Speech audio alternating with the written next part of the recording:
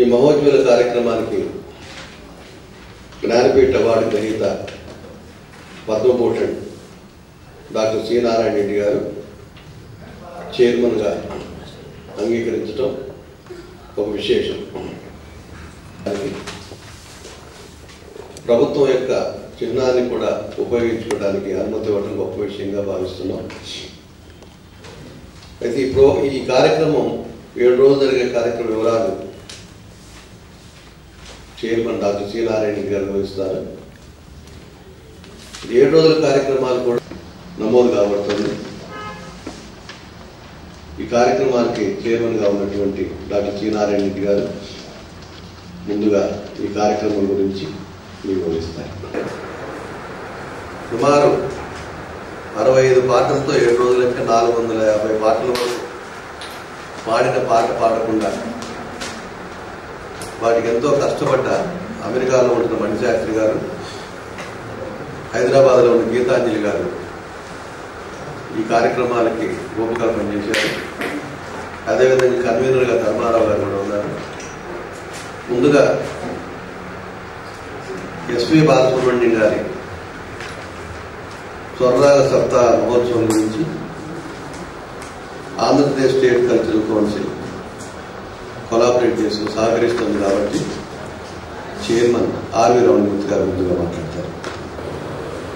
Award గ్రహీత Padma Bhushan doctor C Narayana Reddy గారి అధ్యక్షతలో Andhra Pradesh state cultural council సహాయ సహకారాలతో జరగబోతున్నటువంటి ఎస్పి బాలసుబ్రహ్మణ్యం స్వరరాగ సప్తాహ మహోత్సవంలో పాల్గొంటున్న గాయని గాయకులు వినోద్ బాబు గారు, రమణ గారు, కృష్ణప్రసాద్ గారు, అమలాపురం కన్నారావు గారు, కె రామాచారి గారు, వివి రామారావు గారు, కిషోర్ గారు, డాక్టర్ ఎస్ విజయ్ మోహన్ గారు, మణిశాస్త్రి గారు యుఎస్ఏ, సింగింగ్ స్టార్ విజయలక్ష్మి గారు, డి సురేఖామూర్తి గారు, శారదారెడ్డి గారు, వికే దుర్గ గారు, ఆమని గారు, గీతాంజలి గారు మరియు హరిప్రియ.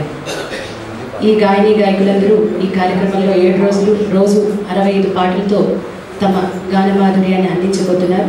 ముఖ్యంగా ఇందులో కొన్ని హిందీ పాటలను కూడా చేర్చడం జరిగింది. నారాయణ రెడ్డి గారు చెప్పినట్లు బాలసుబ్రహ్మణ్యం గారు అనేక భాషల్లో ఎన్నో చక్కటి పాటలు పాడారు.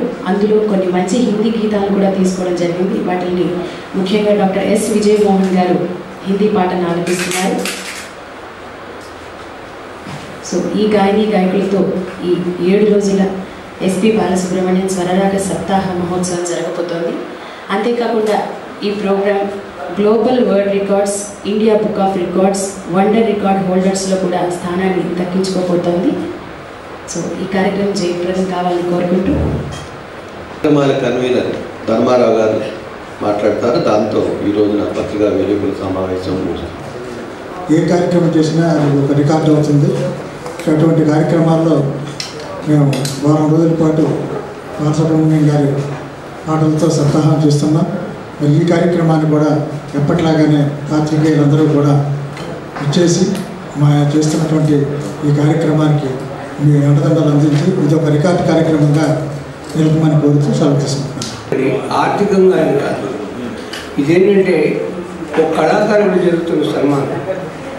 కళల్ని కళాకారుని మనం గౌరవించుకోకపోతే ఎవరు గౌరవిస్తారు అన్నది నేపథ్యం అండి. ఎందుకంటే బాలసుబ్రహ్మణ్యం గారు ఒక నేపథ్య గాయకుడు, సినిమా నేపథ్య గాయకుడుగా మేము చేయటం లేదు. ఆయన కంట్రిబ్యూషన్ చాలా ఉంది. మన తెలుగు ఇవాళ పిల్లల్లో ఒక మంచి వాతావరణాన్ని తీసుకొస్తున్నాడు. మంచి పాట రావాలని చెప్పి తపన పడుతున్నాడు.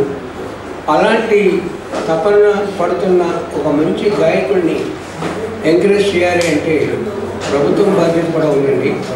ఒక సినిమా గాయకుడిగా మాత్రం మేము చేయడం లేదు.